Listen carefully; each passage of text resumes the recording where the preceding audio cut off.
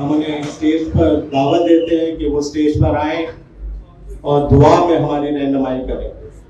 Daniel Gill साहब। अपने सब भाइयों का शुक्रिया अदा करता हूँ जो इस वक्त सारे हाजिर हैं, और मैं अपने सब उन लोगों का भी शुक्रिया अदा करता हूँ जिनके दिल में खुदावंद ने ये प्रोग्राम के लिए ये ख्याल डाला उनके दिल में।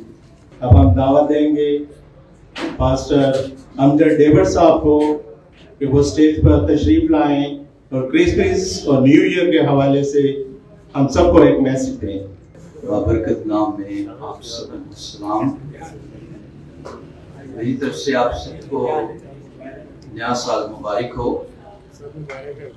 हम शुक्रगुजारी करते हैं इस खूबसूरत प्रोग्राम के लिए,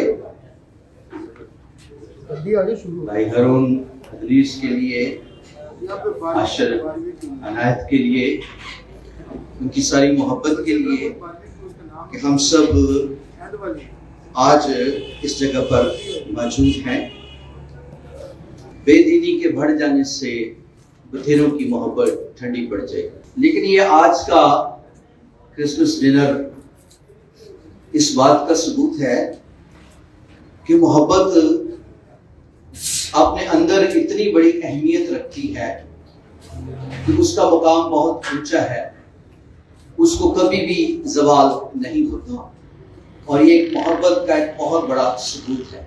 खुदावंद हम सब के लिए बाइस बरकत बने, हमारे शहर को सरफराज करना, हमारे मुल्क को खुदा बहाल रखना, और हमारी गवर्नमेंट पाकिस्तान को अपने मंसूबे में लेना ताकि ये शहर तरक्की करे, मुल्क बहाल किया जाए और सारी आफतों लानतों को हम यीशु मसीह नासरी के नाम से डांटते हैं और चाहते हैं इस मुल्क पर आपकी निगाह साल से शुरू से साल के आखिर तक रहे, और जो कलाम के वादे हैं वो 100% पूरे हों।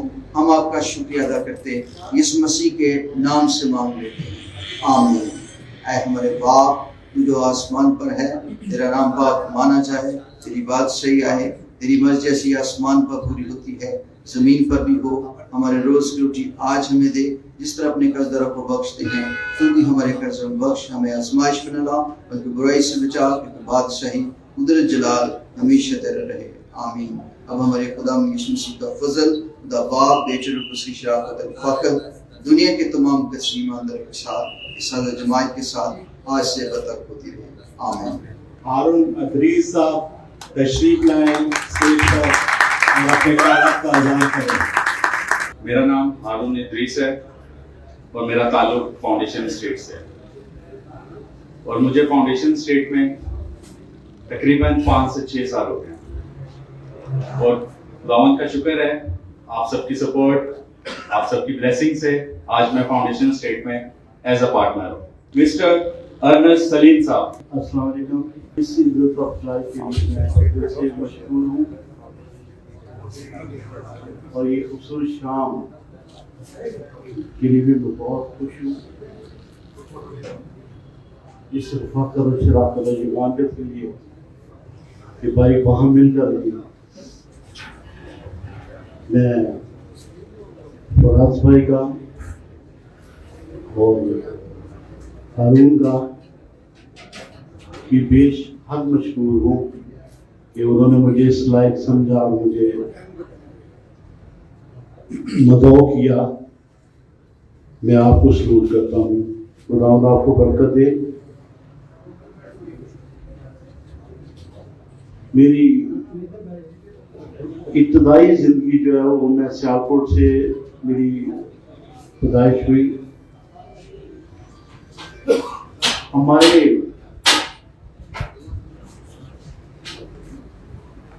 जो नेबर थे या नेक्स्ट डोर नेबर थे या होमलैंड में तमाम लोग ज़्यादा पढ़े लिखे थे, मरे कॉलेज के प्रोफेसर, CTI स्कूल के टीचर, लेकिन वहाँ 5 बातें थी जो जिसके ऊपर हमारी सारे लोग मुकीद थे या उसके ऊपर इर्द गिर्द घूमते थे। मास्टर बहुत ज़्यादा पढ़ गए तो पास्टर,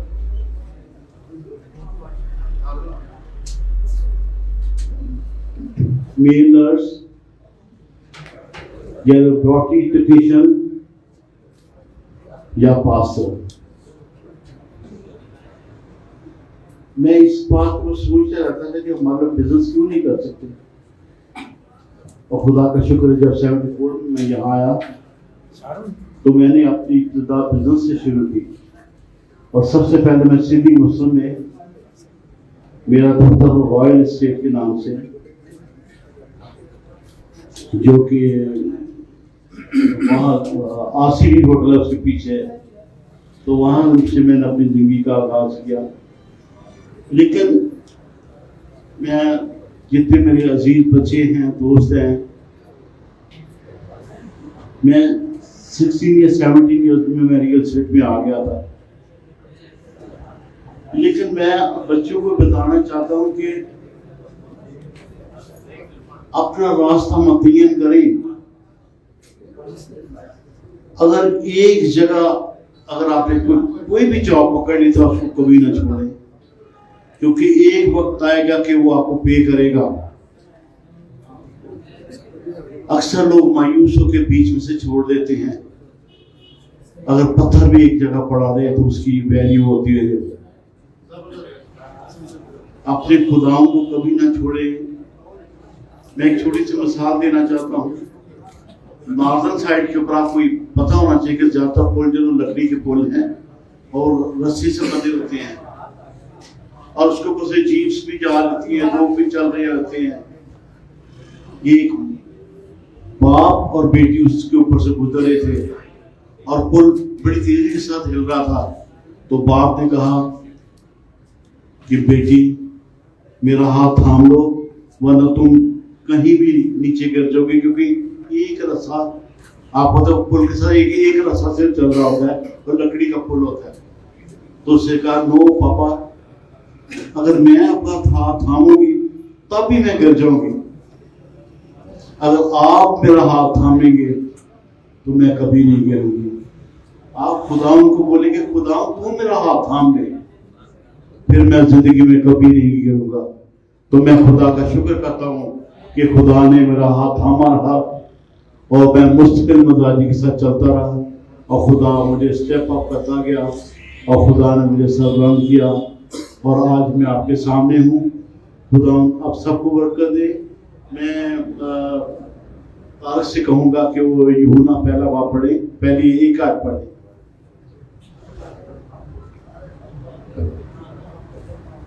यूहन्ना पहला बाब उसकी पहली आयत में यूं को है, इब्तिदा में कलाम था और कलाम खुदा के साथ था और कलाम खुदा था। यही इब्तिदा में खुदा के साथ था। खुदा के साथ था। हम इसको इस तरह पढ़ सकते हैं कि इब्तिदा में कलमा था और कलमा खुदा के साथ था, और कलमा खुदा के साथ था और कलाम खुदा था। हाँ जी, यही इब्तिदा में खुदा के साथ, यही इब्तिदा में खुदा के साथ था। ये किसके बारे में गुफ्तगू हो रही है, ये अभी आपको पता चलेगा किसके बारे में सारी बातें आज़ाद हो रही हैं। अब मुकाशा 22 उसकी 13 आयत हम पढ़ेंगे। मैं अल्फा और ओमेगा, अव्वल और आखिर, मैं अल्फा और ओमेगा, अव्वल और आखिर, अव्वल और आखिर, इब्तिदा और इंतहा, इब्तिदा और इंतहा हूँ। मेरे अजीजों, कलमा मुजस्सम हुआ, कलाम खुदा है, ये खुदा का बेटा है जो मुजस्सम हुआ, और इस मुजस्सम होने के लिए खुदा को एक मुकद्दस पाक रहम की जरूरत थी। खुदावंद के बाबरकत नाम में मेरे पूरे गोल्ड फ्री स्ट्रीट की तरफ से आप सबको नया साल और मैरी क्रिसमस। मैं खुदावंद को शुक्र करता हूँ कि खुदा मुझे इस फील्ड में लेकर आया, और मैं अपने आप को प्राउड फील करता हूँ कि ये मेरी खुशकिस्मती थी या मेरे पेरेंट्स की कोई नेकी मेरे काम आई कि मैं रियल एस्टेट एसोसिएशन इंडस्ट्री में आया। और ये हमारी पूरी real estate, defence and diplomatic, ये हमारी एक फैमिली की तरह जो हमारे दुख सुख में हर जगह हमारे काम आए। रात को अगर हमें किसी भाई को जरूरत पड़ी तो बिना इम्तियाज हम खड़े हो जाते हैं। उसकी वजह यह है कि ये पूरा जो हमारे 1500-1600 मेंबर्स हैं, हम एक जान एक रूम में होकर काम करते हैं। और ये हमें फख्र है खास तौर पर पाकिस्तान में रहते हुए और ये बिजनेस करते हुए। आज तक जो मुझे 32 साल हो गए, मुझे किसी चीज में कोई फर्क नजर नहीं आया। मैं और अपने उन बच्चों को जो अभी इस फील्ड में नहीं आ रहे, उनको एक बात कहना चाहता हूं कि आए अपने बड़ों से, अपने सीनियर से सीखे कुछ। आप सबसे पहले क्या जो हमने सीखा, हमें बड़ों ने हमारा साथ दिया, और सबसे बड़ी बात कि क्यों साथ दिया, वो इसलिए दिया कि हमने कभी उनकी रिस्पेक्ट में कमी नहीं आने दी।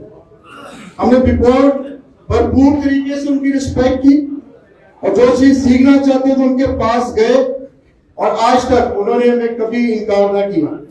तो मैं नौजवानों से ये दरखास्त करना चाहता हूँ, खासतौर पर हारून अदरीस साहब से और फाउंडेशन की पूरी टीम से, उनको मुबारकबाद देना चाहता हूँ कि आपने ये बहुत जबरदस्त प्रोग्राम किया। हमें ये करना चाहिए था, मुझे करना चाहिए था, मगर मैं ना कर सका। मगर ये पहल फाउंडेशन स्टेज लेगी, मैं इनका बहुत शुक्रगुजार हूँ।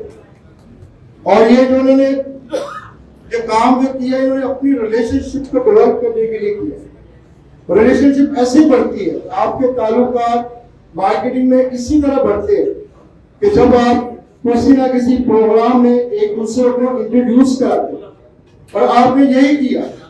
और आगे अच्छे बिजनेसमैन की, अच्छे कारोबारी बंदे की पहचान यही है, वो अपनी मार्केटिंग में अपने दूसरों को लेके चलता है। देखिए आज आपकी टीम में तकरीबन बहुत लोगों का इजाफा हो गया है। मैं आपको इस चीज की मुबारकबाद देता हूँ कि ये कम्युनिटी जो मुझे तो जानते थे और भी हमारे सीनियर को जानते थे, मगर इस प्रोग्राम के वसीला से आज सारे फाउंडेशन स्टेट को जानना शुरू हो गया।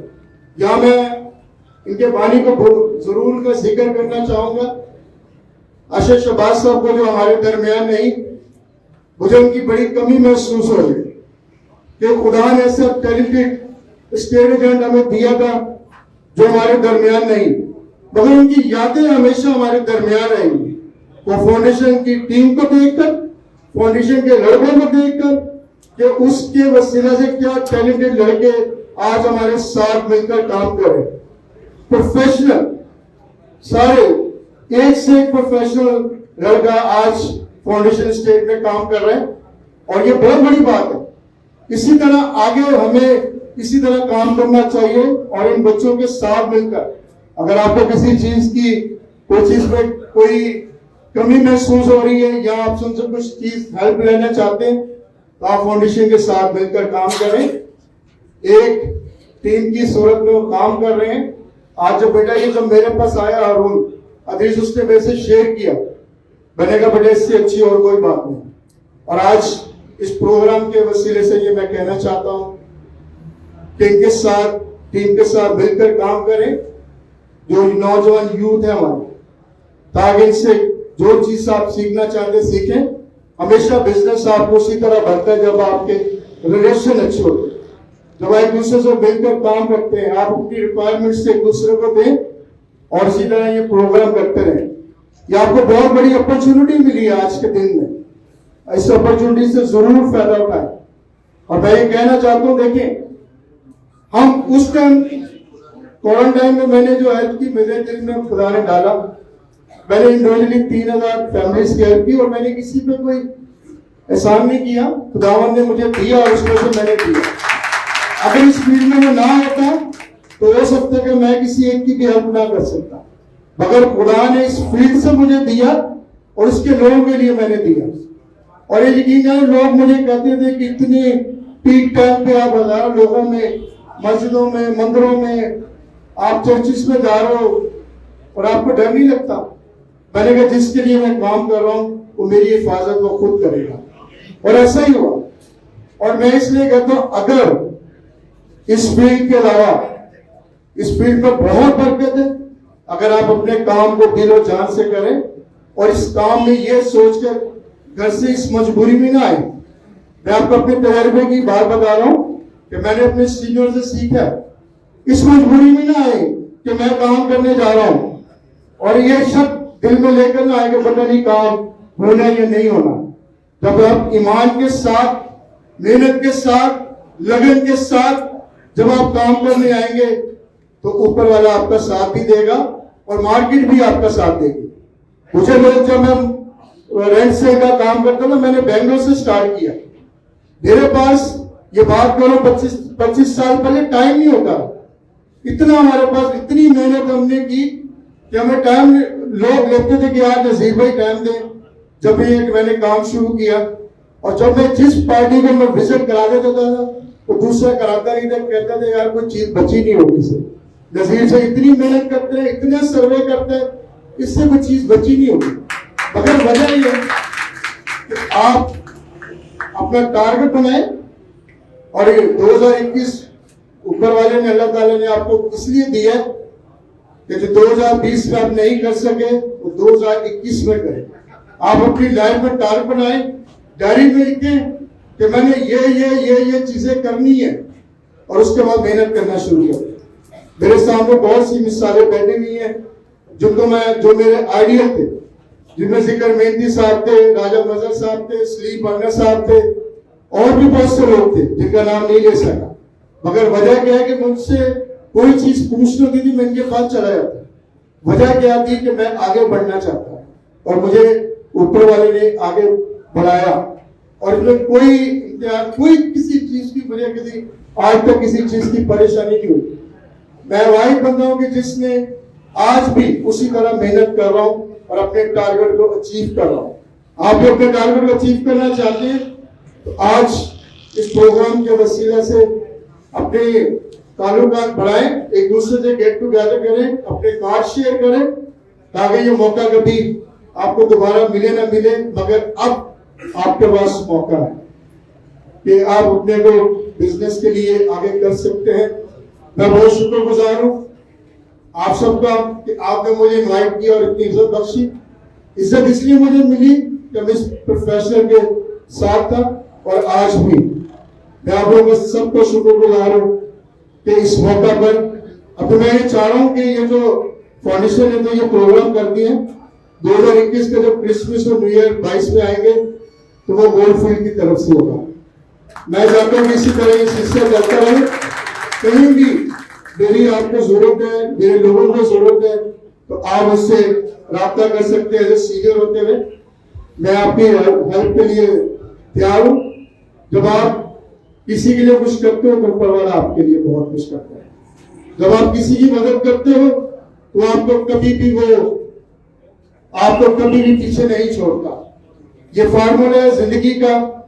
अगर आप आगे बढ़ना चाहते हैं, जैसे मुझे किसी ने उंगली पकड़ के चलना सिखाया, आप भी किसी उंगली पकड़ेंगे तो आप कामयाब होंगे। फिर आप किसी की मदद करोगे वो कामयाब होगा। ये दुनिया का दस्तूर है। दुनिया इसी तरह चलती रहती है और इसी तरह चलेगी। और आप एक दूसरे की हेल्प करें जहां तक कर सकते हैं अपनी काबिलियत के हिसाब से। मैं बहुत आप लोगों को शुक्रगुजार हूँ। खासतौर पर मैं अशर शहबाज साहब के लिए खास तौर पर उनके लिए मैं दुआ करना चाहता हूँ, उनके खानदान के लिए, उनके सारी टीम के लिए, ताकि खुदा इस टीम को इसी तरह कामयाब रखे। आप लोग भी सब उसके लिए दुआ करें ताकि इसी तरह एक दूसरे की मदद हम करने वाले और करते रहें। आप लोगों का बहुत बहुत शुक्रिया आप लोग की मदद के लिए, आप लोग के ताउन के लिए। और देखिए पूरा आपको मुबारकबाद देता हूँ कि पूरा ये कामयाब प्रोग्राम हो गया कि पूरी की पूरी सीटें भरी हुई हैं, सब लोग बैठे हुए हैं और आपको मैं बहुत बहुत मुबारकबाद देता हूँ। और उन्हें साहब जहां मेरी जरूरत पड़े मैं आपके साथ हूँ। आप जब भी आना चाहें, मेरे ऑफिस के दरवाजे, मेरे घर के दरवाजे आप लोगों के लिए खुले हुए हैं। बहुत बहुत शुक्रिया। मिस्टर सैयद फसीउर रहमान और फराज अहमद करें। Thank you very much, Harun. Thank you very much, honorable guest. मैं आप जिनको बुलाना चाहता हूँ, उनकी एक प्रोफाइल है मेरे हाथ में, और ये प्रोफाइल बड़ी छोटी सी है। 1987 में रियल एस्टेट के शोबे से वाबस्ता हुए, यानी 43 इयर्स हो चुके हैं। 1997 में defence and Clifton agent association के पहले सेक्रेटरी एजुकेशन मुंतखब हुए। पाकिस्तान में पहली बार रियल एस्टेट की रस्मी तालीम पर काम किया, मुतअद्दिद सेमिनार और वर्कशॉप करवाए, और पाकिस्तान में इस मौजू पर पहली 2 कुतुब, मैं तो स्टेट एजेंट हो गया और पाकिस्तान में रियल एस्टेट का कारोबार लिखे। रियल एस्टेट के शोबे में पहली दफा MBA प्रोग्राम शुरू किया और रियल एस्टेट के मुतअद्दिद कोर्सेज कराए। फिर एक अहम समाजी मसले की तरफ मुतवज्जह हुए, और इनकी जो कंट्रीब्यूशन है वो सबके सामने आया है कि इन्होंने मसीह नौजवानों की अपने मुआशरे से बेगारगी की वजूहात खोजने की जुस्तजू की।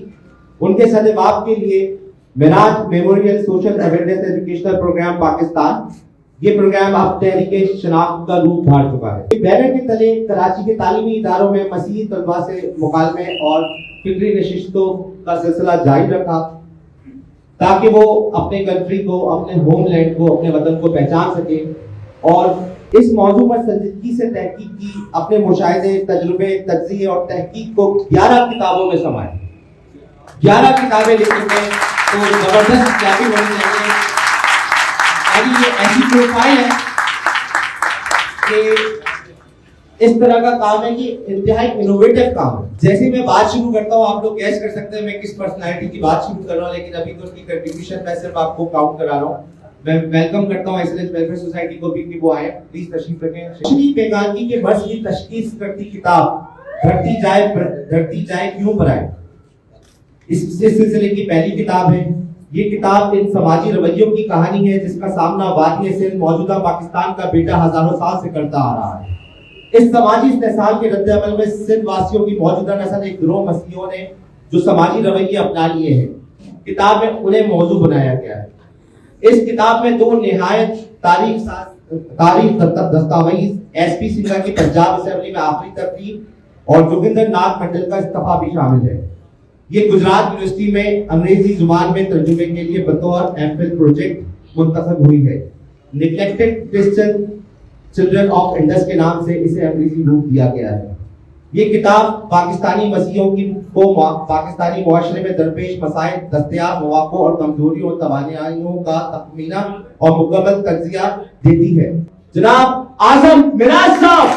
दोस्तों, सबसे पहले मेरी तरफ से सबको क्रिसमस और नया साल मुबारक हो। सबसे पहले तो ये रियल एस्टेट की खूबी है कि इतनी मुआशरती हम आहंगी अब यकीन मानिए शायद पाकिस्तान के किसी और पेशे में नहीं है।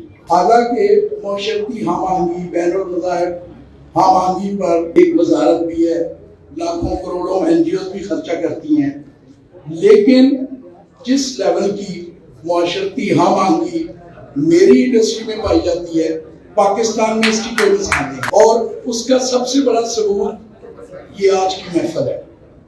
आपने देखा होगा, मेरे ख्याल है कि 80% हमारे मसीही भाई बैठे हैं। जो तकरीबात होती हैं वो सोसाइटी में किसी टिपिकल सियासतदान को बुला लिया जाता है, किसी समाजी शख्सियत को, कि मसीही खुद उसको पेश करते हैं और उससे कटवा लेते हैं और कह देते हैं जी एक बड़ी बैनुल मज़ाहिब हम आहंगी हो गई। लेकिन फाउंडेशन स्टेट के बानी ने इस फाउंडेशन स्टेट की बुनियाद ऐसे असूलों, ऐसे फलसफे, ऐसी फिक्र पे रखी कि जहां वो अपने पार्टनर्स का कितना ख्याल रखते हैं। फराज कल अदरीस हारून के साथ मेरे दफ्तर आए, उससे पहले फोन पे बात हुई, जिस तरह वो फराज टची था कि ये प्रोग्राम कामयाब हो और उसका नौजवान पार्टनर खुश हो, उसको मुआशरे में एक्सपोज हो, वो उस शख्स की फिलॉसफी थी जो फाउंडेशन स्टेट का बानी है। मैं शहबाज से मेरा रिश्ता, खुर्शीद हमारे दोस्त हैं, उनके छोटे भाई का था, और मैं 97 में जब एसोसिएशन में था तो पता चला कि खुर्शीद का भाई 92 या 93 में एंटर हुआ है। उससे पहले मैं आपको बताऊं कि हमारे जो डिफ्लेरिया के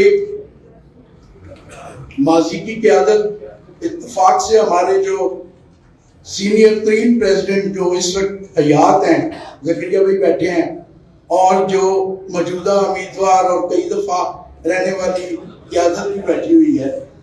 तो जब हमने ये फोरम बनाया था तो बैक ऑफ द माइंड एक ही चीज थी, उसको मुख्तलिफ नाम देने, इमेज बिल्डिंग, अपने पेशे की इज्जत, क्योंकि सोसाइटी एक खास तरह का तासुब रखती है इस पेशे से।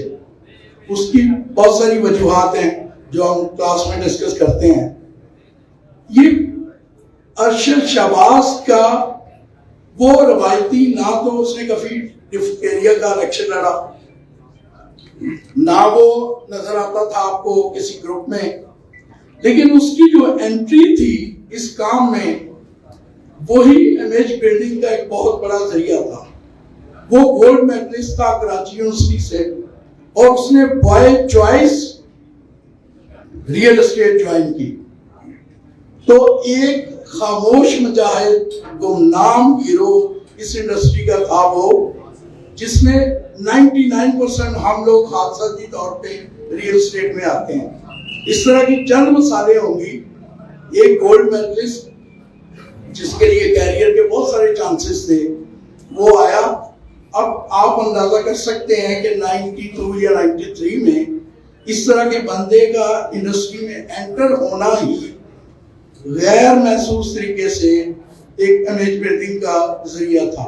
क्या ये बात डिजर्व नहीं करती कि तालियां बजाई जाए?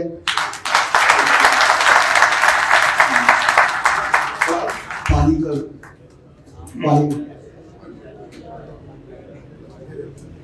और फराज बिल्कुल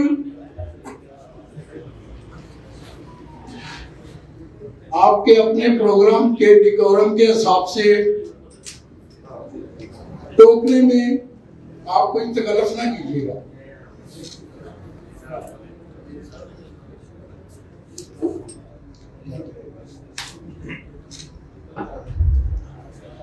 मैं हमेशा जब भी उससे मिलता था तो मैं उसे यही कहता था कि यार तुम रवायती पॉलिटिशियन नहीं हो डिक्लेरिया के, ना किसी ग्रुप में होते हो, लेकिन ये तुम्हारा जो इस शोबे में आना है, जिन लोगों से भी तुम मिलते हो, अपने क्लाइंट को, जाहिर है सबको पता था।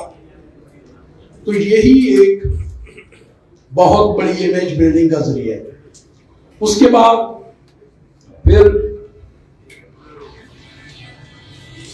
उसने जो दूसरा जो जिस पे मेरा बिलीव है, और मेरे जो साथी बैठे हुए हैं जिनके माजी में भी पास एसोसिएशन की क़यादत रही और आइंदा भी वो तवक्को करते हैं, और फिर हमारा मैच सजने वाला है, उसमें खुदा करे जो हमारे लिए सबके लिए बेहतर हो वो सामने आए।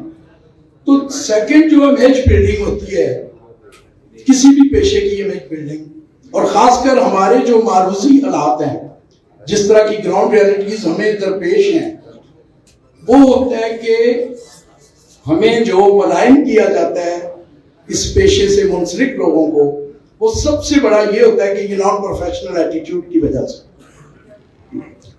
इस बंदे ने अगेन, मैं हादसाती तौर पे बानी सेक्रेटरी एजुकेशन था, मेरे बाद भी कुछ 10-15 आए होंगे, मैंने भी बड़ी बल्ले बल्ले कमाई, बाकी लोग भी तस्वीरें वगैरह, लेकिन जो इसकी प्रोडक्ट होती है, आप किसी भी तकरीब में चले जाएं, 25-30 नौजवान, अभी कोई 2 महीने पहले या महीना पहले एक तकरीब थी यहाँ जो इसकी प्रोडक्ट नजर आती है वो भी अरशद शाहबाज का इस इंडस्ट्री के लिए एक पूरा कैडर तैयार करना, प्रोफेशनल तैयार करना, वो भी एक इमेज बिल्डिंग और इस पेशे को इज्जत बख्शने का एक जरिया था। उसके बाद मुझे अभी पिछले महीने पहले पता चला कि फाउंडेशन ने तरबियत इंस्टीट्यूट का इजरा किया है, तरबियत फाउंडेशन का। तो उसके बारे में जो इस तरह के वेलफेयर के काम होते हैं जो किसी वली सिर्फ सोच से मुतासर होकर किए जाते हैं, उनके बारे में बड़े सगीर के बड़े सूफी शायर ने कहा है ऐसे लोगों के बारे में कि नाम फकीर तहीदा लख हजार किताबा पढ़ के दानिशमंद सदेवे हूँ, नाम फकीर तहीदा होवे कबर जिन्ना दी जीवे हो। अब कबर उन्हीं लोगों की जीती है जो कुछ सोसाइटी को दे के जाते हैं, और कबर जीने से मुराद कि सोसाइटी में आप कुछ ऐसा काम कर जाएं जो आपके जाने के बाद भी याद रखा जाए। मुझे यकीन है इनका ये तरबियत फाउंडेशन, तरबियत वेलफेयर जो है, तरबियत इंस्टीट्यूट, इसके जरिए वो एक ऐसी लेगेसी छोड़ गए हैं जो हमेशा उनको याद रखा जाएगा। और मैं यहाँ जो नौजवान लोग बैठे हैं, प्रोफेशनलिज्म पे तो मेरी क्या हैसियत कि मैं कुछ बताऊं, लेकिन एक चीज अरशद शाहबाज जैसे लोगों से, जो भी हमारे पेशे में इस तरह के लर्नर लोग हैं, और भी बहुत से लोग हैं सीनियर, कुछ हमसे जूनियर, जिन्होंने इस तरह की लेगेसी छोड़ी है या इस तरह की सोच, फलसफे, फिक्र पे अपने कारोबारों की बुनियाद रखी है, उनसे आप जरूर सीखें। और इसके बाद रियल एस्टेट, ये जो इन्होंने अभी बताया गंदबला बहुत सारा, आप गूगल करें तो इससे भी बहुत सारी चीजें मिल जाती हैं। मुझसे अक्सर एंकर पर्सन पूछते हैं टीवी इंटरव्यूज वगैरह में, और उसमें भी एक ताज्जुब का पहलू होता है मेरे पेशे से। वो जाहिर तो बड़ा कॉम्प्लीमेंट देते हैं, लेकिन आई टुक इट उसको ताज्जुब के तौर पर लेता हूँ। वो कहते हैं कहाँ स्टेट एजेंट, कहाँ ये किताबें, ये फिक्र की बात करना। तो मेरा पहला जवाब यही होता है कि ये सब इसी की बदौलत है, ये सब रियल एस्टेट की बदौलत है। और मैं इसको जस्टिफाई इस तरह करता हूँ, मैं तो ये मेरा, मैं अपने काम को ना कोई बड़ा कोई इल्मी काम समझता हूँ ना आदमी काम है। एक मकसद है, एक तुक्का लग गया, वो लोगों को समझ आ रहा है, उससे जो मेरा प्राइमरी गोल था वो भी पूरा हो रहा है। और सेकेंडरी मुआशरती हमांगी, मजहबी हमांगी का भी वो बोनस मिल रहा है। तो मैं उनको कहता हूँ कि भाई बात ये है, खशवंत सिंह एक बहुत बड़ा राइटर है, बड़े सगीर क्या बल्कि पूरी दुनिया का, क्योंकि वो इंग्लिश में लिखता था, इन्फ्लुएंशियल इतना था अपने कलम के जोर पे कि वो इंदिरा गांधी वगैरह से पर्सनल उनकी दोस्तियां, उसके बाद उसका बाप बहुत ही सुपर रिच आदमी था,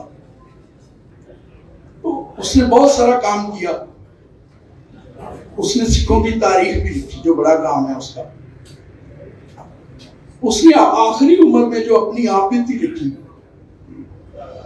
उस आपबीती के आखिरी सफात में उसने लिखा कि मैं अपने बाप का बड़ा शुक्रगुजार हूं जिसकी दौलत पे मैंने ये सारी उम्र अय्याशी की।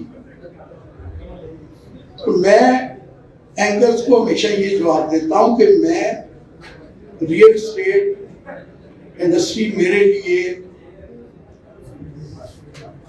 बिल्कुल ऐसे ही है जैसे कोई मुकद्दस पेशा, क्योंकि जो इतने सुपर रिच आदमी ने, और मैं लोअर मिडिल क्लास का आदमी, बल्कि लोअर मिडिल क्लास से भी कोई नीचे वाली क्लास हो तो वहां से, और मैंने ये सारी अय्याशी इसकी बदौलत की है। इसलिए मैं इसकी बहुत कदर करता हूं और आपसे भी यही कहूंगा कि जो नौजवान लोग हैं, प्रोफेशनलिज्म की पहली सीढ़ी ये है कि अपने पेशे की इज्जत करें और पेशे की इज्जत करने का बेहतरीन तरीका ये है कि इसके बारे में ज्यादा से ज्यादा जानें। उसके बाद हमारी इंडस्ट्री कितनी रिच है। रिच से मुराद एक तो ये है ना कि जो पिछले 20-25 साल में दौलत की फरावानी, लेकिन दूसरी जो इसमें रिचनेस है, ये डिफ्थेरिया के जो लोग बैठे हैं यहाँ, सीनियर लोग, जकरिया भाई इस नुक्ते को जरा खास नोट करें। पाकिस्तान भर की किसी मंडी में अब ये इस पाकिस्तान के मारूजी हालात, समाजी, हमारे माशरती मसीहों के मारूजी हालात, मेरी ये रिसर्च कहती है कि पाकिस्तान की किसी मंडी में इतनी वसअतुल कल्बी नहीं है जहां व्यक्त वक्त इतने मसीही एक कारोबारी शख्सियत के तौर पे काम कर रहे हैं। ये किसी मंडी में नहीं है। और दूसरी तरफ आप देखें, वजारत मजहबी आवांगी, वजारत माशरती आवांगी और इस तरह की एनजीओज अरबों खरबों रुपया इस मॉल खा जाती है। हमारे दिल, हमारी इंडस्ट्री के लोग कितने बड़े हैं कि यहाँ कोई इसका प्रचार नहीं होता। और शायद ये कोई आप लोगों की भी कोताही है कि आप सरकारी सतह पे ये बता नहीं पाते, वरना कुछ 2-4 अवार्ड आप लोगों को मिल चुके होते इस बात पे बहुत ऊंची सतह से कि इसमें इतने लोग। देखिए, हमारी हिंदू जो बरादरी है वो तो कारोबारी है तारीखी तौर पे, लेकिन मसीहों का कारोबार की तरफ रुझान बहुत कम है, जैसे सलीम भाई ने कहा। लेकिन ये जहां हमारे लोगों की मेहनत है, लेकिन ये इस इंडस्ट्री का और खासकर डिफ्थेरिया का, लाहौर में भी है, इस्लामाबाद में लोग, लेकिन इतनी बड़ी तादाद और हमारी इंडस्ट्री स्पेशली डिफ्थेरिया इस मामले में पॉइनियर है कि यहाँ इतने ज्यादा लोग हैं। जितनी इज्जत आप करें कि आप बहुत पोटेंशियल है इस सेंस में भी कि हम बैक वक्त अपना रिस्क कमाने के साथ साथ नेशन बिल्डिंग, मुआशरे को अच्छी बड़ी अखलाकी कदरों पे, और इससे एक सबक ये भी जरूर सीखें कि कभी भी इलेक्शन में रंग, मजहब, नस्ल, मसलक की बुनियाद पर वोट ना दें। वोट हमेशा आप इस बुनियाद पे दें कि मेरे लिए बताओ स्टेट एजेंट लीडर इस बंदे में क्या खूबियां हैं। ये चाहे जिस भी मजहब से है, जिस भी मसलक से है, जिस भी नस्ल से है, जिस भी लासानी ग्रोह से इसका ताल्लुक है, लेकिन एज प्रोफेशनल मेरे लिए कितना अच्छा लीडर हो सकता है। सबका शुक्रगुजार हूँ कि जिन्होंने ये इतनी अच्छी महफिल सजाई है। खुदा आपको इसका अजर दे और हमारी इंडस्ट्री के लिए इस तरह के काम आप करते रहें। बहुत शुक्रिया, थैंक यू। निक्सन इनायत को स्टेज पर आने की दावत देता हूं। मैं खुदा का शुक्र करता हूँ कि फर्स्ट टाइम जो है इस तरह का प्रोग्राम जो है क्रिसमस के पॉइंट ऑफ व्यू से जो है वो मुनक्कद किया गया है। इसके लिए मैं फाउंडेशन का स्पेशली शुक्रगुजार हूँ कि उन्होंने जो है इसको फर्स्ट स्टेप को जो है यानी कि जो है वो उठाया है। इसके लिए मैं शुक्र करता हूँ फाउंडेशन का, फराज भाई का, हारून का शुक्र करता हूँ, क्योंकि मैं आपको ये बताना चाहता हूँ कि स्पेशली जो है जब हम पाकिस्तान में रहते हैं तो इस तरह का गेट टुगेदर हो तो बड़ा अच्छा लगता है।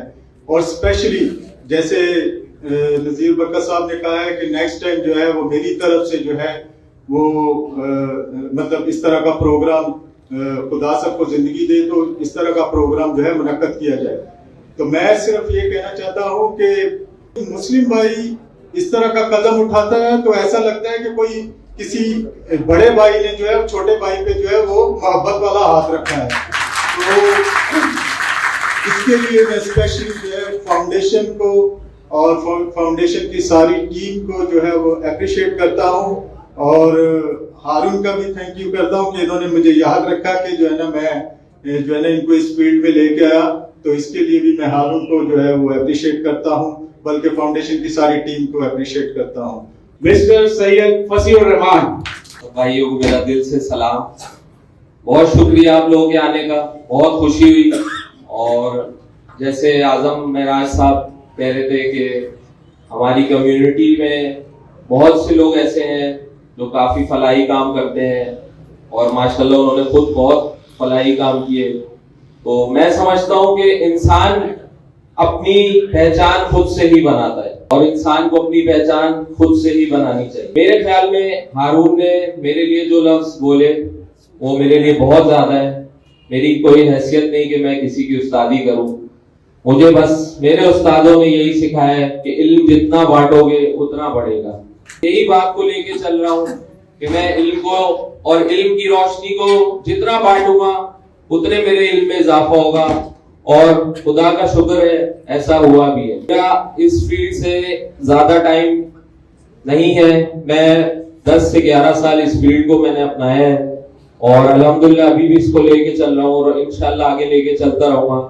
मेरी जिंदगी की तमाम ख्वाहिशात इसी फील्ड से वाबस्ता है। और अभी कुछ दिन पहले मैं नजीर बरकत साहब के ऑफिस में भी बैठा हुआ था, बातचीत हो रही थी, बहुत कुछ उनसे सीखने को मिला और मुझे खुशी इस बात की है कि मेरे सीनियर्स जो इतने काबिल मेरे लिए, उनकी रहनुमाई में मैं इस फील्ड में हूँ और मैं इस फील्ड में बहुत से काम ऐसे कर रहा हूँ और इंशाल्लाह आगे भी करूंगा उन लोगों की रहनुमाई में जिससे मुझे पजीराई हासिल हो। बाकी मैं आप लोगों का फिर एक बार दिल से शुक्रिया अदा करता हूँ और मैं समझता हूँ कि आप लोग हमारे हर प्रोग्राम में आते हैं और हमें खुशी बख्शते हैं।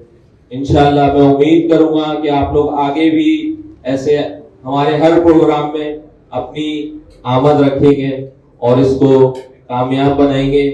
और मैं ये समझता हूँ कि यहाँ पे रियल एस्टेट फील्ड के हवाले से सारे लोग बैठे हुए हैं, रियल एस्टेट ब्रोकर है, एजेंट है, बहुत सारे नाम मिले हुए हैं, कहने में वो नहीं होता।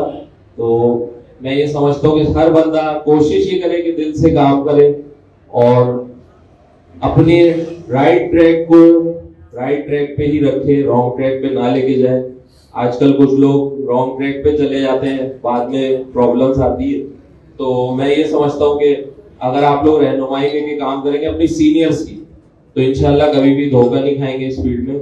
और ये फील्ड बहुत कुछ देती है और बहुत कुछ देती भी आई है, जिसकी मिसाल आप लोगों के सामने है, जो कि हमारे सीनियर्स हैं, यहाँ सारे बैठे हैं माशाल्लाह। मैं तो उनके सामने कुछ भी नहीं हूँ और मेरा छोटा सा बस एक तजर्बा है 10-12 साल का, लेकिन खैर मैं इनसे आज भी सीख रहा हूँ और इंशाल्लाह सीखता रहूंगा। और मेरी ख्वाहिश है कि हम लोग आपस में मिलके काम करें और अपनी फील्ड को इतना ऊपर लेके जाएं कि पाकिस्तान में क्या दुनिया में इसका एक नाम हो जाए। डेफ्लेरिया को हम इस तरीके से लेके चले कि हम जहां भी जाएं डेफ्लेरिया हमारी पहचान बने और हम जिसके सामने भी इसका नाम लें डेफ्लेरिया का, वो खुद ब खुद हमसे पूछे कि भाई वाकई में आप जिस जगह पे काम करते हो हमने उसका बहुत नाम सुना है। एक शेर कहना चाहूंगा, खुदी को कर बुलंद इतना, खुदी को कर बुलंद इतना कि हर तकदीर से पहले खुदा बंदे से खुद पूछे बता तेरी रजा क्या है।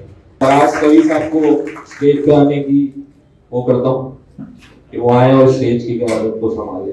अल्लामा इकबाल के शेर पे बहुत खूबसूरत इख्तिताम किया आपने। अल्लामा इकबाल की बात हो रही थी, तकलीद की रविश से बेहतर है खुदकुशी, रास्ता भी ढूंढते दिल का सौदा भी छोड़ दे। बेसिकली मैं इंट्रोड्यूस करना चाह रहा हूँ अपने फाउंडेशन ग्रुप है उसको भी। फाउंडेशन ग्रुप के अंडर में 4 यूनिट्स आते हैं अभी फिलहाल, और हम 2-4 चीजों पे और भी काम कर रहे हैं। इंशाल्लाह नेक्स्ट प्रोग्राम में हम वो भी रिवील करेंगे। हमारा जो कि आप लोग जानते हैं, वेल अवेयर है, फाउंडेशन स्टेट है। हमारा जो मानना ये है कि life is all about B2D segment है, जैसे ABCBCD सेगमेंट होता है। B और D का जो सेगमेंट है वो अल्लाह ताला ने ऊपर डिसाइड कर दिया हमारे लिए। B for birth, D for death. B पे हमारा कंट्रोल नहीं है, बर्थ पे कंट्रोल नहीं है। हम किसी भी कास्ट में, किसी भी रिलीजन में, किसी भी कंट्री में, किसी भी नेशनल में हम बर्थ दे सकते हैं। उस पर हमारा कोई कंट्रोल नहीं, ना ही हमारा डेथ पे कंट्रोल। लेकिन एक चीज पे कंट्रोल है, जो है सी, दैट इज चॉइस। हमें चूज करना है कि हमने किस तरह से रहना है। यानी life is all about B to D, और उसके बिटवीन आता है सी, जिसे हम कहते हैं चॉइस। एक 5 साल का बच्चा होता है, वो जाता है अपनी वालिदा के पास और बोलता है मामा आई लव यू। तो वो जवाब देती है बेटा आई लव यू टू। वो 16 साल का होता है, वो जाता है मामा के पास, वो बोलता है मामा आई लव यू। तो उसकी वालिदा बोलती है बेटा कितने पैसे चाहिए। तो बोलता है आई लव यू 16 साल की उम्र में, तो उसकी वालिदा बोलती है कि बेटा कितने पैसे चाहिए। जब वो 25 साल का होता है, वो फिर अपनी वालिदा के पास जाता है और बोलता है मामा आई लव यू। उसकी वालिदा बोलती है बेटा बता दो कौन है, हम अरेंज मैरिज करवा देंगे। जब वो 40 साल का होता है, वो बोलता है मामा आई लव यू। उसकी वालिदा बोलती है बेटा मना किया था शादी मत कर इससे। और वही बच्चा इसलिए कहना हो कि वालिदा के लिए हमेशा उसकी औलाद, उसके बच्चे होते हैं। जब वो 60 साल का होता है, तो अपनी वालिदा के पास जाता है और बोलता है मामा आई लव यू। तो उसकी मामा ने क्या जवाब दिया होगा, उसकी वालिदा ने क्या जवाब दिया होगा, आप लोग सुन रहे हैं ना। उसकी वालिदा ने बोला मैं किसी पेपर पे साइन नहीं करूं। पॉइंट ये है कि मेरा पैसा, मेरा घर, मेरी शादी, मेरी प्रॉपर्टी, मैं आईफोन, आईपैड, यानी हमने अपनी जिंदगी को जो रिवॉल्व किया हुआ है वो मैं के बेसिस पे किया हुआ है। तो हमारी फिलॉसफी थी, हमारे लिए सबसे खतरनाक चीज जो है वो है मैं, और वो हमने यहाँ पे डेवलप करना शुरू किया फाउंडेशन स्टेज में। हमें ट्रेवल करना था आई से टू बी, और हमने किया, आई से बी में ट्रेवल किया। जहां पे फाउंडेशन स्टेट में फिर कभी मैं की बात नहीं हुई और हम की बात हुई, और आज भी आप लोग अपनी क्लैपिंग से बताएं, आज क्या हम आई से बी ट्रेवल कर रहे हैं या नहीं। आई से जो बी तक की हमारी जर्नी है, जो हमारी ट्रांसफॉर्मेशन है, credit goes to Arshad Shahbaz साहब। आई से बी तक की ट्रैवलिंग में, इस जर्नी में फिर हमने सीखा, यानी चीजें क्लासिफाइड होती चली जाती हैं, चीजें एक्सटेंड होती चली जाती हैं। पहले राजा भाई को फोन करते थे, 500 गज के घर बता देते थे, अब सिर्फ 2000 गज के घर बताते हैं। तो इम्प्रूवाइजेशन हो गई, एडवांसमेंट हो गई। हमने आई से बी के बाद बी से यू तक का ट्रैवल करना शुरू किया है। इसी फिलॉसफी की बेसिस पे हमने फाउंडेशन कंस्ट्रक्शंस की बुनियाद रखी। इसी फिलॉसफी की बेसिस पे हमने फाउंडेशन बैंकेट क्लब की बुनियाद रखी, और इसी फिलॉसफी की बेसिस पे हमने तरबियत इंस्टीट्यूट की बुनियाद रखी। बीइंग पाकिस्तानी, हम बड़े स्मार्ट लोग, बीइंग पाकिस्तानी। यूजुअली मैं अक्सर एक वाकया सुनता भी हूँ, सुनाता भी हूँ, और हम एंजॉय भी करते हैं, क्योंकि हमारे ऑफिस का जो एनवायरनमेंट है, जो लोग आते हैं, तो मैं ये बिल्कुल फख्र से कह सकता हूँ, क्योंकि अच्छी चीजों का भी जिक्र करना चाहिए।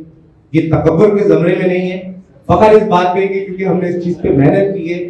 हम बड़े वेल डिसिप्लिन्ड होते हैं, पंक्चुअल होते हैं। आज भी हमारा ऑफिस 7 बजे बंद हो जाता है, प्रोवाइडेड कि हमें कोई भी काम हो, हम 7 बजे अपना ऑफिस बंद करते हैं। तो एल्बर्ट आइंस्टाइन सफर कर रहा था, उसके साथ एक पाकिस्तानी बैठा हुआ, वो सो रहा था। तो एल्बर्ट आइंस्टाइन वो तकब्बुर में था, उसने ये बोला कि I am the renowned scientist of the world from the great Britain. ये पाकिस्तानी, इसकी क्या है? उसने बोला चलो लेट्स प्ले अ गेम। उसको उठाता है, बोलता है चलो लेट्स प्ले अ गेम। तो वो उठता है, बोलता है किस तरह का गेम खेले? तो बोलता है मैं तुमसे क्वेश्चन पूछूंगा, अगर तुमने जवाब दे दिया तो मैं तुम्हें 50 रुपीज दूंगा, और तुम मुझसे क्वेश्चन पूछो और मैं अगर जवाब ना दे पाऊं तो तुम मुझे 5000 यानी तुम्हें दूंगा, 5000 तुम्हें दूंगा और 50 रुपीज तुम मुझे देना। अब उसको एक तकब्बुर था कि मैं रिनाउंड साइंटिस्ट हूं, मैं कोई भी क्वेश्चन करूंगा वो जवाब नहीं दे पाएगा, मैं 50 रुपीज उसको यानी ले लूंगा, और मुझसे कोई भी सवाल करेगा मैं जवाब दे दूंगा और 5000 रुपीज मेरे बच जाएंगे। तो सबसे पहले पाकिस्तानी ने बोला चलो यू गो फर्स्ट। तो उसने पूछा कि ये बताएं सर और अर्थ का डिस्टेंस क्या है। उसने जेब से 50 रुपए निकाले और दिए, बोला मुझे नहीं पता। अच्छा, अब एल्बर्ट आइंस्टाइन ने बोला तुम सवाल करो। उसने बोला let me know one thing कि what goes up to the mountain with 3 legs और कम्स डाउन विद 4 legs। 3 पैरों से पहाड़ों के ऊपर जाता है और 4 पैरों से नीचे आता है, ऐसा कौन सा जानवर? अब एल्बर्ट आइंस्टाइन को पाकिस्तानी ने परेशान कर दिया। जब वो परेशान हो गया उसने बोला मैं ग्रेट साइंटिस्ट हूं। उसने एयरहोस्टेस को बुलाया, बोला मुझे वाईफाई की फैसिलिटी दो। उसने गूगल पर सर्च मारा, हर जगह सर्च करना शुरू किया, कॉल्स की, दोस्तों से मालूम करने की कोशिश की, लेकिन सबने बोला कि अभी पता नहीं है कौन से। वो बड़ा परेशान। उसने बोला उस बंदे को 5000 देने के बाद कि यार मुझे तो नहीं पता, तुम बताओ। 5000 जैसे उसको दिया वो सो गया, पाकिस्तानी सो गया। तो एल्बर्ट आइंस्टाइन को बड़ा गुस्सा आया, उसने उसको उठाया, बोला भाई अब तुम बताओ कि कौन सा ऐसा जानवर है जो 3 पैरों से ऊपर जाता है और 4 पैरों से नीचे आता है। उसने जेब से 50 रुपए निकाले और एल्बर्ट आइंस्टाइन के हाथ में रखते हुए बोला आई डोंट नो। हम अक्सर सेमिनार्स वगैरह में जाते हैं तो मुझे लोग बोलते हैं आए बैठे हम आपको बताते हैं अमीर कैसे बनना। आपने अमीर कैसे बनना है? मैंने बोला आई एम पाकिस्तानी, मुझे बताने की जरूरत नहीं है अमीर कैसे बनना है। वी नो कि हमें किस तरह से पैसे बचाने।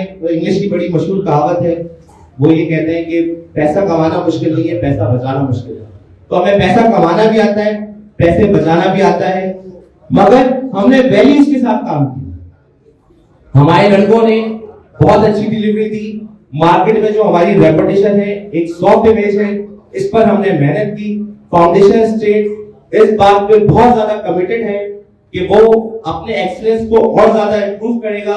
और साथ ही जो लोग रियल एस्टेट के एसेट्स हैं, जिसमें आजम मिराज साहब हैं, जिसमें और भी बहुत सारे लोग हैं, हमारे जो सीनियर जिक्र मेहदी साहब बैठे हैं, खुर्शीद आलम साहब बैठे हैं, राजा बजर साहब बैठे हैं, जमशेद साहब, सज्जाद साहब, ये जो लोग बैठे हैं ये हमारे एसेट्स हैं। हम कंटिन्यू बेसिस पे कुछ ना कुछ ऐसा जरूर डिलीवर करेंगे जिसके थ्रू हम ये बताएंगे कि हम रियल एस्टेट की इमेज बिल्डिंग कर रहे हैं। हम ये बताएंगे कि रियल एस्टेट प्रोफेशन कितना प्रेस्टिजियस है। आजम मिराज साहब के साथ मैंने बोरम क्लासेस ऑर्गेनाइज किया था, बहुत कुछ सीखा। आजम मिराज साहब के लिए तालियां होनी चाहिए। सुबह 10 बजे पहले सुन तो ले किसने तालियां बजा रही है? आजम मिराज साहब को मैंने बोला सर लड़कों को एक साथ गैदर करना बड़ा मुश्किल काम होता है, मुझे आप क्लासेस दें लेकिन एक दिन में सुबह 8 बजे शुरू करें, शाम को 5 बजे तक। तो आजम भाई ने पूछा कितने लोग होंगे? मैंने सिर्फ आप हो।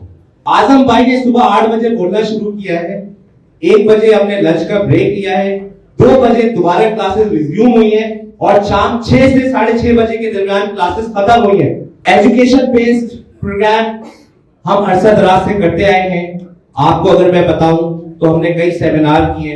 हमने डायनेटिक्स की फिलॉसफी पे पहला सेमिनार किया था रॉयल होटल क्लब में, खुर्शीद साहब ने उसको होस्ट किया था। फिर इसके बाद हमने ब्रांड मार्केटिंग पे एक प्रोग्राम किया जिसमें अली जलील साहब सीईओ क्लेब्स आए थे, उसको भी खुर्शीद साहब ने होस्ट किया था। तो हम इस तरह के मुख्तलिफ काम सिर्फ और सिर्फ इमेज बिल्डिंग के लिए करते आए हैं, रियल एस्टेट की इमेज बिल्डिंग के लिए करते आए हैं। अगर हमें ब्रांडिंग करनी होती फाउंडेशन एस्टेट की, अक्सर मुझे लोग कहते हुए नजर आते हैं कि आप लोग फाउंडेशन की ब्रांडिंग करनी होती है, तो फाउंडेशन की ब्रांडिंग करनी होती तो हम क्लाइंट्स के साथ प्रोग्राम कर रहे होते, हम लोकल मार्केट में अपने कॉम्पिटिटर के साथ प्रोग्राम नहीं कर रहे होते, हम अपने एसेट्स को यहाँ पे खड़ा करके उनकी तरबियत नहीं कर रहे होते। हम ये काम कर रहे हैं सिंसियरिटी से कर रहे हैं। इसको अगर नेगेटिविटी में लिया जाता है तो इस पे मैं कुछ कह नहीं सकता। अब मैं चाहूंगा कि मेरी अपनी टीम फाउंडेशन स्टेट वो यहाँ पे आए और मैं उनको थैंक यू भी करूंगा। उन्होंने बड़ी मेहनत करके ये पूरी महफिल सजाई है। ये एक जो मुझे बहुत सारे दोस्तों ने ये बोला कि ये बड़ा अच्छा जेस्चर शो किया फाउंडेशन ने, तो मैं चाहूंगा कि आप लोग भी अच्छा जेस्चर शो कीजिएगा, ईद मिलन पार्टी कीजिएगा। तो मैं चाहता हूँ फाउंडेशन स्टेट के तमाम मेंबर्स स्टेज पे आए प्लीज। ये हमारी फाउंडेशन स्टेट एंड कंस्ट्रक्शन की टीम है। और मैं चाहूंगा कि जाहिर आपको इन्होंने इनवाइट किया है कि पूरी महफिल का इनेकाद इन लोगों ने मेहनत करके सजाया है। ये जो टीम है इसके पीछे यानी बड़ी मेहनत है और हम अक्सर और बेशतर स्पेशली शहबाज भाई के बाद शहबाज भाई के लाइफ में भी हमें खुर्शीद साहब बहुत गाइड करते थे, अभी भी गाइड करते हैं, सिवाय एक डिसीजन के बाकी सारे डिसीजन पे वो टीआरके यूनिटी वाला है। I don't want to go into politics तो मैं चाहता हूं खुर्शीद साहब क्योंकि हमारी टीम की सरबराही करते हैं वो यहाँ पे तशरीफ लाएं प्लीज। मैं चाहूंगा कि खुर्शीद आलम साहब अपने ख्यालात का इजहार करें इस प्रोग्राम के बारे में। खुर्शीद आलम साहब। Thank you.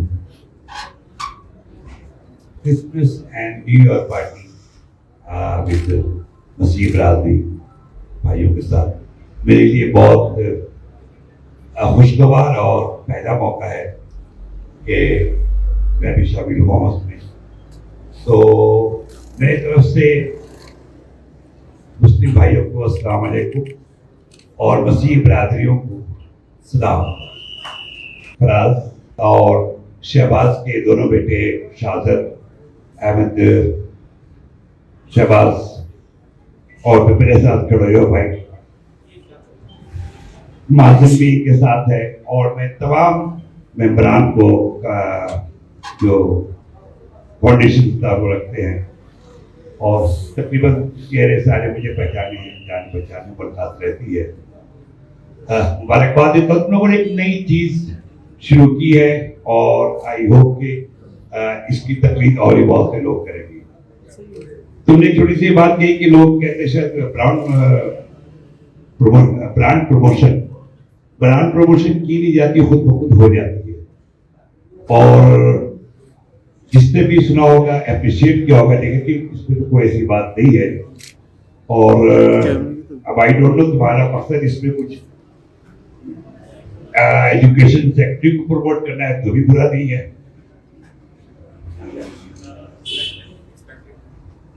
एक्सपेक्टेड है। वेल आई होप कि आपको ये जो कुछ कर रहे हैं डेफिनेट आपका भी इसके पीछे कंट्रीब्यूशन है। आई होप इसका एडवांटेज मिलना चाहिए और हर एक की ख्वाहिश होती है जो मेंबर बने कुछ एक्टिव हो, कुछ ना कुछ वो हो। और इमेज बिल्डिंग तो होती रहती है। इमेज बिल्डिंग का तो यहाँ पे वो नजर नहीं आ रहे जो हमारे मेन वो है। बहुत अच्छा लगा, एक नई चीज है।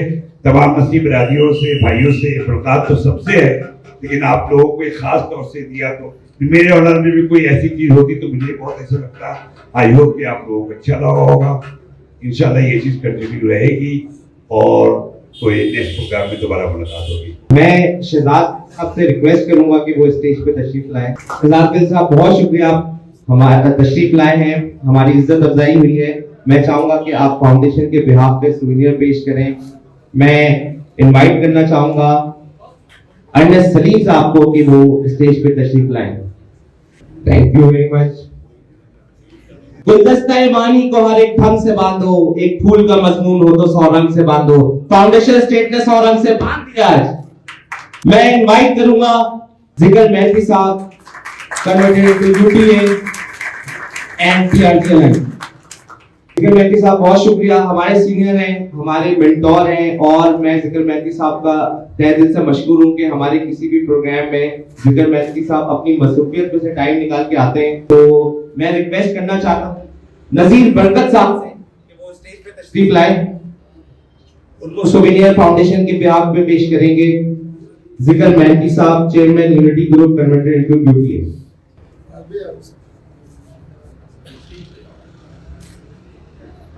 मैं एक बात करना चाहता हूँ। सब लोगों को उन्होंने बताया किस तरह मेहनत करनी है, क्या करना है, लेकिन मैं इसको एक शॉर्ट फॉर्म में बता देता हूँ कि मजनू बन जाओगे तो लैला मिल जाएगी। तो अपना प्रोफेशन के लिए आप मजनू बन जाओ तो इंशाल्लाह आपके टारगेट पूरे होंगे। मैं रिक्वेस्ट करता हूँ डैनियल साहब से, उन्होंने बड़ी मेहनत की इस प्रोग्राम को यानी पूरा डिजाइन करने में, हमें बहुत ज्यादा असिस्टेंस दी। डैनियल साहब प्लीज स्टेज पे आप तशरीफ लाएं।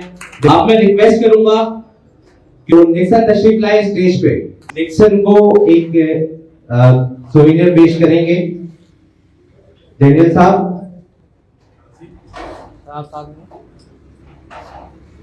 हमारे साथ आज तशरीफ फरमा है एसएलएच वेलफेयर सोसाइटी के कुछ लोग। आज वो विटनेस कर रहे हैं कि हम जो रियल एस्टेट कम्युनिटी है उसमें आपस में कितनी मोहब्बत है, कितनी अच्छी अंडरस्टैंडिंग है।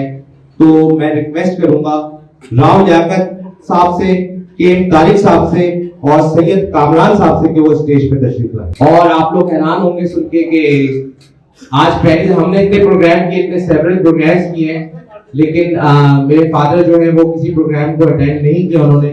आज मेरे फादर भी यहाँ पे मौजूद हैं, थैंक यू कि वो यहाँ पे मौजूद हैं।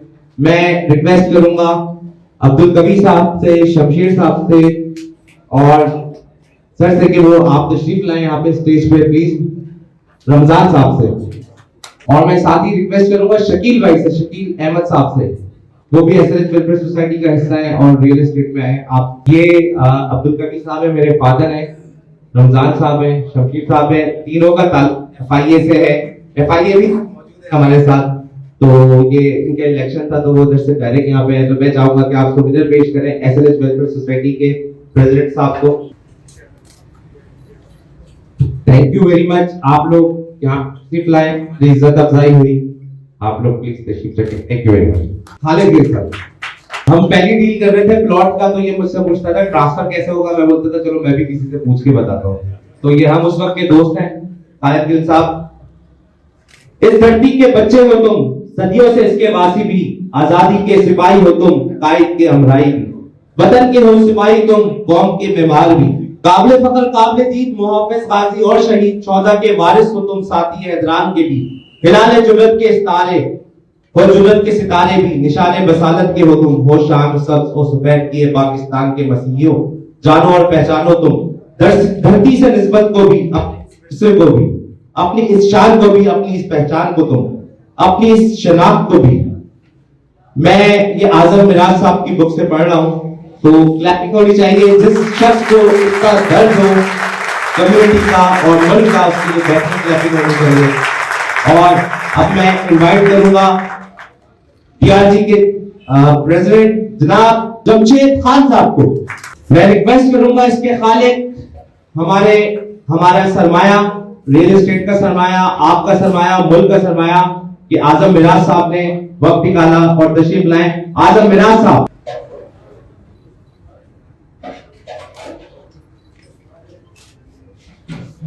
खालिद भाई मुझे कल से फोन कर रहे हैं, डील दी हुई है, बोले यार वो ट्रांसफर करा दो, मेरा प्रोग्राम की बात कराऊंगा। जब भी ये आएंगे वरना ये आते हैं फसी आशिर। मैं एक बार फिर फाउंडेशन ग्रुप की जानिब से आप लोगों का तहे दिल से मशकूर हूँ, ममनून हूँ कि आप लोगों ने अपना कीमती टाइम निकाला। आप लोगों ने आज एक ट्रेंड सेट किया, आज एक हिस्ट्री क्रिएट की। इंशाल्लाह ये प्रोग्राम आइंदा भी इसी तरह से होते रहेंगे। Thank you very much. Allah Hafiz.